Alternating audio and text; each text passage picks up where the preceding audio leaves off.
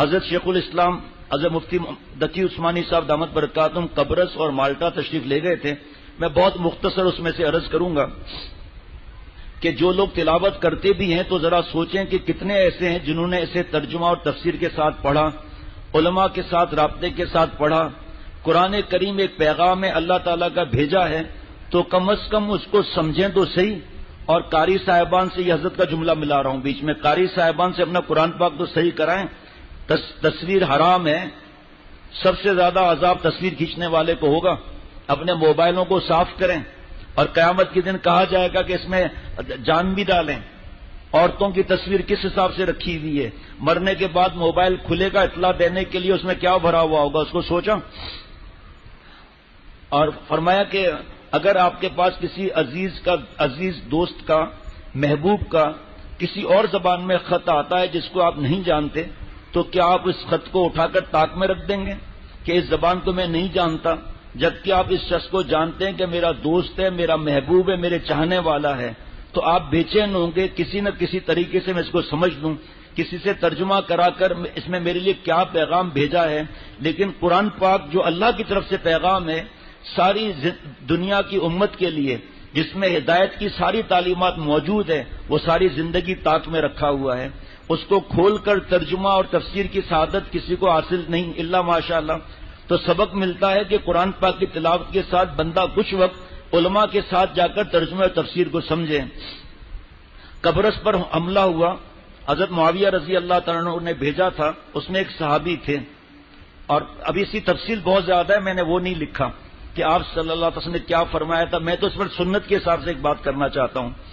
حضرت ابو درداء رضی اللہ تعالیٰ عنہ اس میں تھے. یہ بہت بزرگ صحابی ہیں رضی اللہ تعالیٰ عنہ. اللہ تعالیٰ نے ان کو بہت اونچا مقام عطا فرمایا تھا. ان کے بارے میں روایت آتی ہے جب قبرص فتح ہوا اور دشمن سرنگوں ہو گیا، تو جب فتح کی خبر آئی تو حضرت ابو درداء رضی اللہ تعالیٰ عنہ رو پڑے. لوگوں نے پوچھا کہ حضرت یہ خوشی کا مقام ہے، اللہ نے ہمیں فتح عطا فرمائی، دشمن کو زیر کر دیا، اور اللہ تعالیٰ نے ہمیں دین کے اشاعت کا موقع دیا، یہ تو رونے کا مقام نظر نہیں آ رہا، اب کس وجہ سے رو رہے ہیں؟ حضرت ابو درداء رضی اللہ تعالیٰ عنہ نے ایک عجیب جملہ ارشاد فرمایا. وہ جملہ مجھے سنانا تھا، حضرت شیخ الاسلام رحمۃ اللہ علیہ دامت برکاتہم فرما رہے ہیں. حضرت ابو درداء رضی اللہ تعالیٰ نے فرمایا کہ یہ لوگ جو پہلے قبرص کے حاکم تھے تو بڑی قوت اور شوکت کے مالک تھے. ان کی قوت اور شوکت کا دنیا میں ڈنکا بج رہا تھا. جو بچے شرارت کر رہے ہیں پکڑ کر لے آؤ، جاؤ. جو بچے شور کر رہے ہیں سب کو پکڑ کر لے آؤ، یہاں جاؤ، یہاں سے جلدی سے پکڑ کر لے آؤ جو شور کر رہے ہیں. پہلے بھی کہا تھا کہ ان کو اپنے ساتھ بٹھائیں بچوں کو.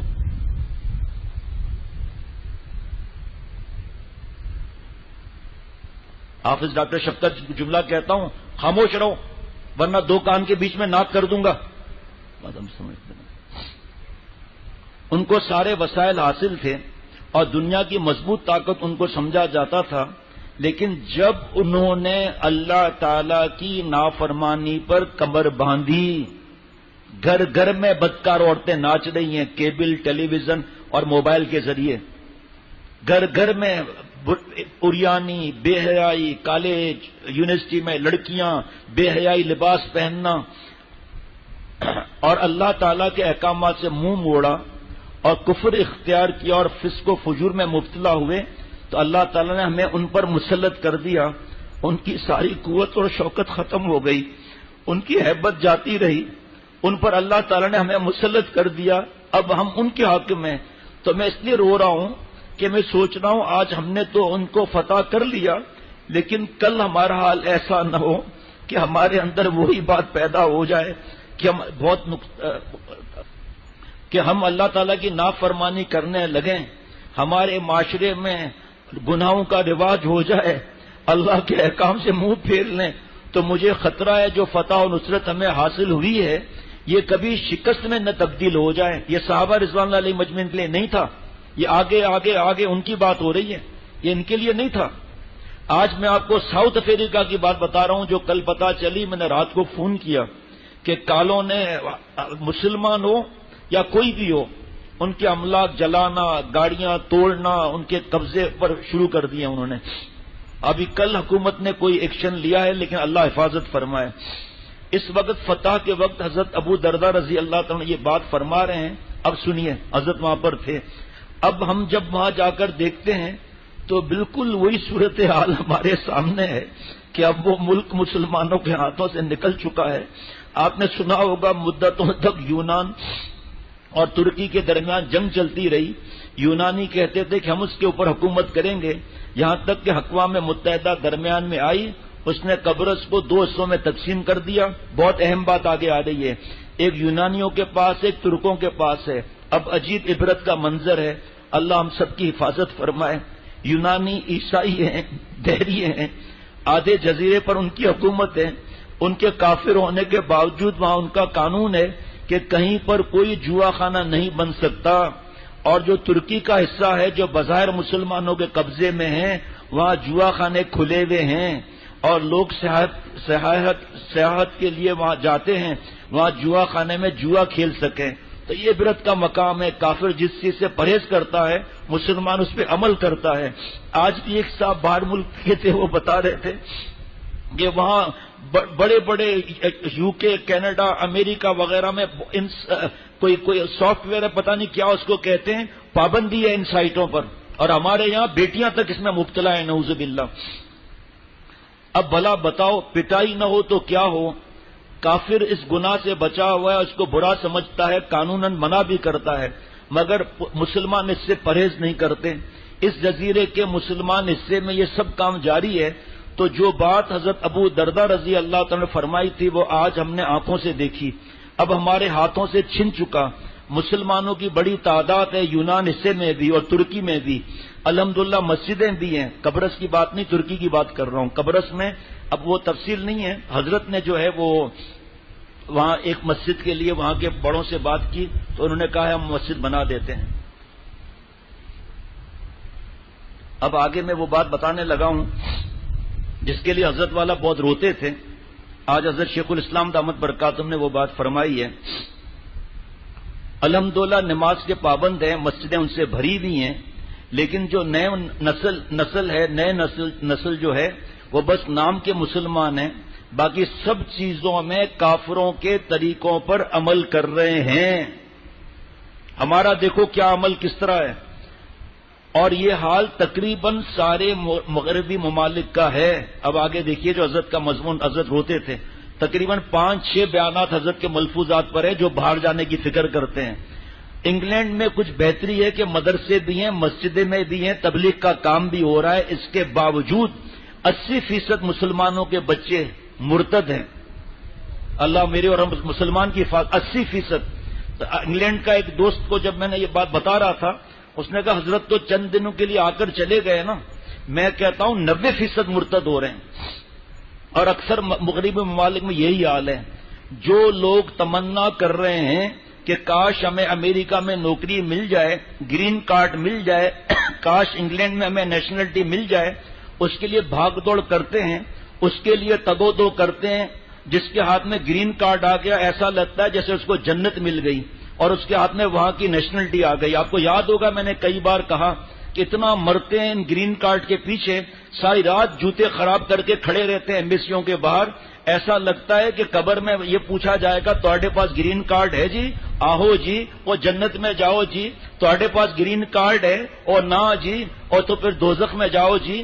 ایسے ایسے حالات میں آپ کو بتاؤں جو دین پھیلانے کے لیے عالم بن کر وہاں گئے ہیں، ان کا حال مجھ سے پوچھو. 90% کا 90% کا.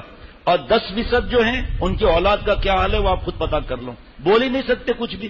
ایک بہت بڑے بزرگ نے حضرت والا سے فرمایا کہ کسی ملک میں، نام نہیں لوں گا اس ملک کا، حضرت سے روتے ہوئے کہا کہ حضرت اگر خودکشی، بزرگ اللہ والے، جی اللہ والے، غم کی وجہ سے کہہ رہے تھے خودکشی جائز ہوتی تو میں خودکشی کر لیتا. میری آنکھوں کے سامنے میری بیٹی انگریز کو گھر لے آ رہی ہے، میرا بیٹا انگریز عورت کو گھر لے کر آ رہا ہے، اس سے اچھا ہے میں حرام موت مر جاؤں.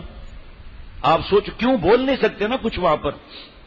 ایک صاحب نے بتایا، آج کی بات بتا رہا ہوں، باہر ملک کا، بیٹا پھوپھی سے بدتمیزی کر رہا تھا، باپ نے روک دیا. اس کی حالت کیا تھی بیچارے کی میں آپ کو بتا نہیں سکتا. کہ شیخ وہ میرا بیٹا یہ عمر 20 سے اوپر کھڑا ہو گیا مقابلے پر، اب میں اسے کیا کہتا؟ مقابلے پر کھڑا ہو گیا اور اس کو 2 مہینے ہونے کو آ رہے ہیں، مجھ سے بات نہیں کر رہا، اور کہا جا رہا ہے باپ سے معافی مانگو. کیوں معافی مانگو؟ کھڑا ہو گیا وہاں پر اکڑ سے، کیوں معافی مانگو؟ بلکہ ماں سے کہہ رہا ہے باپ سے کہو مجھ سے معافی مانگے.